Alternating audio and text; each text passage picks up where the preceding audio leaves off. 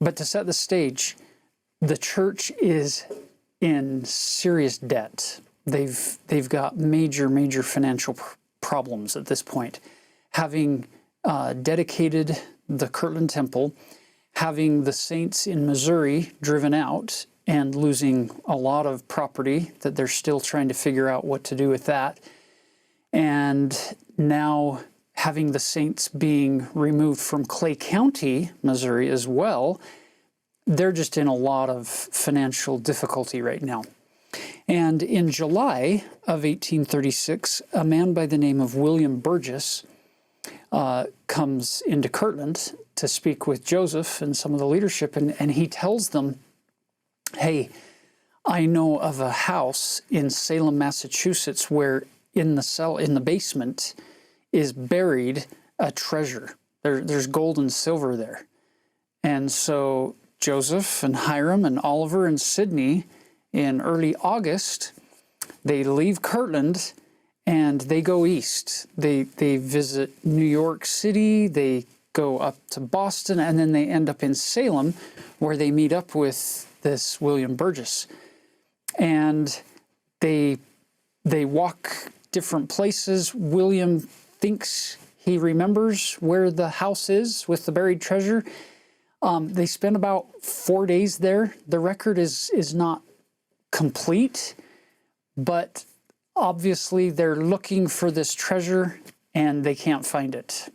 And at that point, Joseph turns to the Lord to ask what they should do, and we receive section 111.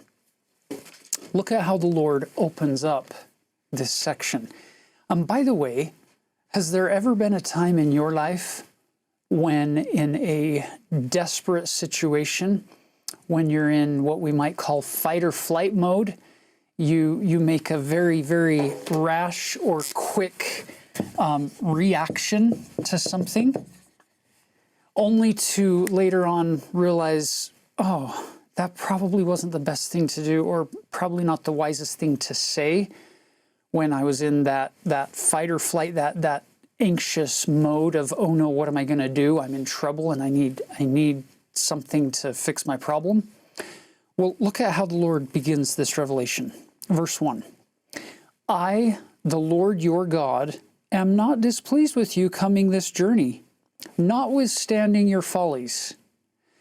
In other words, had Joseph asked the Lord before going, the Lord could have given him some specific directions, and maybe, just maybe, the Lord might have sent him on this journey anyway, but it would have been for a different purpose. Now, before we proceed in Salem, Massachusetts with this group of 4 men who went back to find this treasure, let's just bring this story home to us today and say, what could I do to avoid folly, to avoid doing things that would maybe not work out the way I thought they should work out?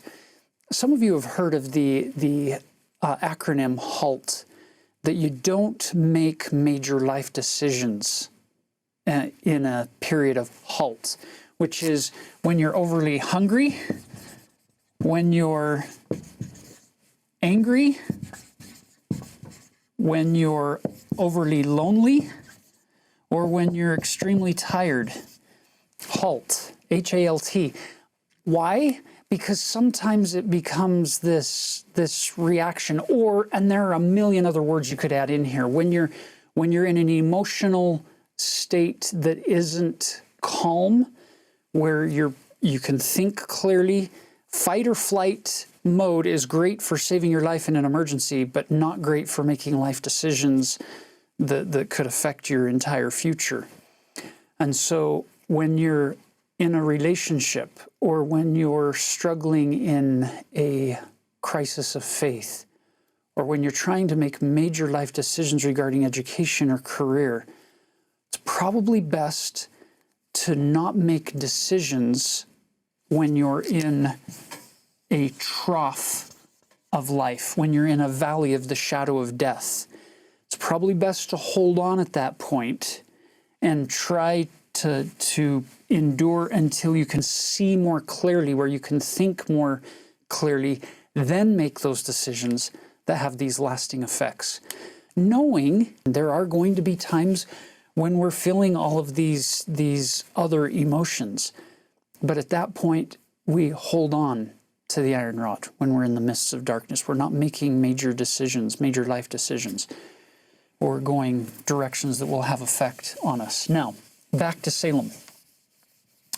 When they realize that, well, this trip isn't going to give us any major treasure of gold and silver, look at what the Lord tells them. Look at verse 2. I have much treasure in this city for you, for the benefit of Zion, and many people in this city whom I will gather out in due time for the benefit of Zion through your instrumentality. You'll notice God didn't say, thank you for coming looking for buried treasure, but instead, you four, I'm going to give you all these people to join the church. Nobody joins the church in August of 1836 when Joseph is there that I know of. But later on, in 1841, William Law and Hiram Smith give a mission call with a copy of Section 111 to Benjamin Winchester and Erastus Snow and say, would you go and fulfill the prophecies in Section 111? So they go. Benjamin Winchester doesn't last very long. He forsakes the mission very shortly after they've arrived and leaves. But Erastus Snow stays there in Salem. And he carries this revelation on a piece of paper in his pocket, and he reads it frequently. And it is very hard for him at first. He's facing a lot of opposition. And it's that revelation that keeps him there. And can you imagine for Erastus Snow what the words in verse 2 would mean? Or look at verse 4. It shall come to pass in due time that I will give this city into your hands.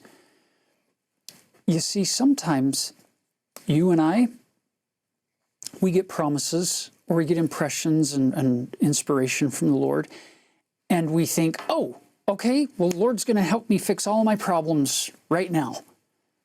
And then when those problems don't get fixed right now, we can get frustrated and give up trying to seek to receive those promises and have them be fulfilled.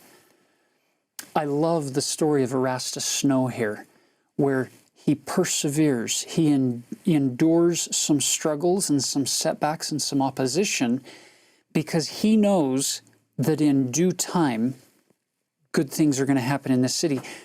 And it's interesting that it was actually accelerated by some people who were fighting against him and his message, who challenged him to a public debate.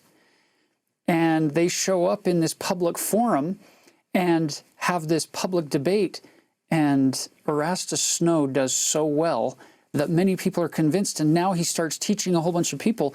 By the time he's finished, he's going to have baptized over 100 people in Salem, Massachusetts. One guy. And it's because Section 111 was given. Now, it's fascinating to me to consider this in its historical setting, that if you're Joseph Smith or Hiram Smith or Oliver or Sidney, the four brethren who went to Salem looking for treasure, you could feel really silly. You could feel ashamed of your folly. But isn't it fascinating how God has the capacity as an infinite and an all-powerful, almighty being to take our perceived folly, our perceived struggles and mess-ups even at times, and if we keep working with Him and trusting Him, He can turn those struggles into miraculous successes in ways that we never would have foreseen. Section 111 to me is a reminder that in spite of my weakness, in spite of my reactionary fight or flight reflexes that are quite silly at times, it's okay. God is still able to do his work and still able to perform miracles in due time. Now, for some of you, that phrase "in due time" equates to a couple of weeks for resolution to come, or maybe a couple of days. For others, it's a couple of years. For others, it's maybe a couple of decades. And for some of you, it's not until the next life. But in due time, if we trust God and we keep turning heavenward, in due time, his miracles, his purposes will be fulfilled. And our folly won't get in the way of God doing his work.